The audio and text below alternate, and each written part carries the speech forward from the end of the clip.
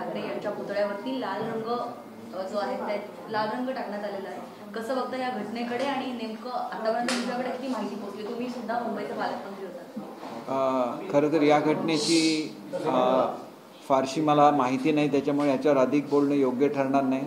परंतु कोणी जर असा प्रयत्न केलेला असेल तर तो अत्यंत निषेधार्ह आहे, कारण मासाहेब ह्या सर्वच आमच्या शिवसैनिकांचं प्रेरणास्थान आहेत आणि श्रद्धास्थानसुद्धा आहेत। आणि त्याच्यामुळे असं कोणी करणारी जी व्यक्ती असेल त्याला कडकात कडक शासन व्हावं हीच आमची मागणी राहील शासनाकडे।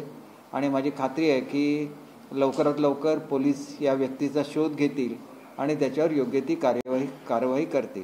पण सर, दादर सारख्या परिसरामध्ये जिथे कायमच गर्दी असते अशा ठिकाणी ऑपरेशन सिंदूर सुरू होत, म्हणजे ऑपरेशन सिंदूरच्या वेळेस लाल रंग किंवा शिवसेनेचं म्हणजे ठाकरेंच्या शिवसेनेचं सिंदूर घेऊन आंदोलन सुरू होतं आणि आज असा प्रकार घडलेला आहे। एक गोष्ट अशी आहे की दोन्ही गोष्टींचा एकमेकाशी संबंध जोडणं फार चुकीचं आहे। एकतर मुळात हे जे आंदोलन आहे हे आंदोलन चुकीच्या पद्धतीने उभारण्यात आलेलं असं माझं स्वतःचं व्यक्तिगत मत आहे। कारण ही एशिया ट्रॉफी होती आणि एशिया ट्रॉफी ही वेगवेगळ्या देशांमध्ये खेळली जाते। ती कुठल्या देशावर खेळावे हे काय कोणाच्या हातामध्ये नाही। एखाद्याने भारत पाकिस्तान अशी जर मालिका आयोजित केली असती तर त्याच्यावर टीका करणं मी समजू शकतो, पण कुठल्याही गोष्टीचा फायदा घेता आणि त्याच्यामधून राजकारण तयार करणं ही अत्यंत निषेधार्ह बाब आहे। ऑपरेशन सिंदूर हे आपल्या सैन्याने केलेलं आहे आणि आपल्या सैन्याचा अभिमान सर्वांना आहे।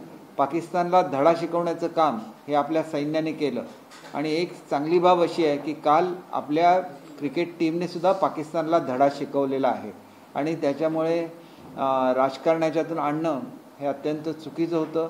आणि त्यांनी केलेलं असताना त्याच पार्श्वभूमीवर हा प्रकार घडलेला असेल तर हा प्रकारची मी सर्वप्रथमच सांगितलेलं की अत्यंत चुकीचा आणि प्रत्येकाने त्याचा निषेध केला पाहिजे असा हा प्रकार आहे। पण दादरमध्ये ही घटना घडते जिथे सिक्युरिटी आहे, रहदारी आहे, सीसीटीव्ही कॅमेरे आहेत, एवढी हिंमत झाली असेल की राजकीय कुरघोडी? नाही, हे बघा, कोणी मुद्दाम सुद्धा असा प्रकार करू शकतो। मी काय आज हे करू शकणार नाही, कारण याचं इन्व्हेस्टिगेशन व्हायचं आहे। ज्यांनी केलेलं आहे त्यांनी अत्यंत चुकीचा प्रकार केलेला आहे, असा प्रकार घडता कामा नये आणि ज्यांनी हा प्रकार केला असेल त्याला शिक्षा झाली पाहिजे। सर, काल मुख्यमंत्री देवेंद्र फडणवीस हे त्यांच्या भाजपच्या एका कार्यक्रमामध्ये ते म्हणाले की महापौर हा महायुतीचाच होईल, कोणी सोबत असो किंवा नसो। हे बघा, महायुती आपल्याला माहिती आहे की जेवढ्या पक्षांची मिळून महायुती बनलेली आहे त्यांच्याच महापौर बसणार हे उघड आहे आणि मुख्यमंत्री महोदयांनी केलेलं निदान योग्य आहे। पुढच्या काळामध्ये जे कोणी आमच्याबरोबर येणार असतील ते आले किंवा न आले तरी आपला महापौर बसेल हे त्यांच्या विधानाचा स्पष्ट अर्थ आहे असं मी स्वतः समजतो। सर, उपमुख्यमंत्री एकनाथ शिंदे यांनी वर्तमानपत्रांमध्ये पंतप्रधान नरेंद्र मोदी यांना वाढदिवसानिमित्त जी आहे ती जाहिरात दिली आहे बऱ्याचपैकी। उपमुख्यमंत्री एकनाथ शिंदे हे भाजपच्या म्हणजे महाराष्ट्रातले भाजपच्या नेत्यांपेक्षा पण अधिकचे जवळचे झालेत का आता भाजपचे किंवा पंतप्रधान नरेंद्र मोदी यांच्या? हे बघा, शुभेच्छा देणं हा प्रत्येकाचा अधिकार आहे आणि मोदी साहेब आमचे सुद्धा नेते आहेत, कारण आम्ही महायुतीचे घटक पक्ष आहोत आणि मोदी साहेब नेहमीच सर्वांना प्रेमाने वागवतात, सर्व घटक पक्षांना प्रेमाने वागवतात।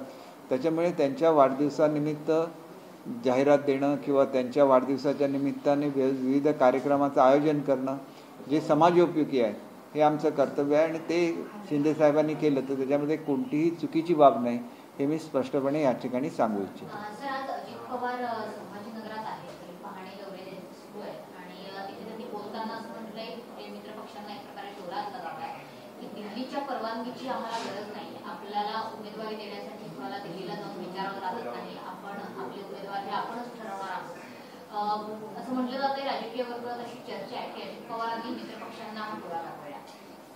एक गोष्ट अशी आहे की आता ज्या स्थानिक स्वराज्य संस्थांच्या निवडणुका होणार आहेत निश्चितपणे प्रत्येक पक्ष आपापले उमेदवार स्वतः देणार आहे आणि त्याच्यामुळे त्यांचा पक्ष स्वतंत्र असल्यामुळे त्यांचे उमेदवार देण्याचा पूर्ण अधिकार हा त्यांना आहे। त्याच्यामध्ये इतरांना कोणाला टोला लगवण्याचा त्यांचा उद्देश असेल असं मला स्वतःला वाटत नाही। थँक्यू।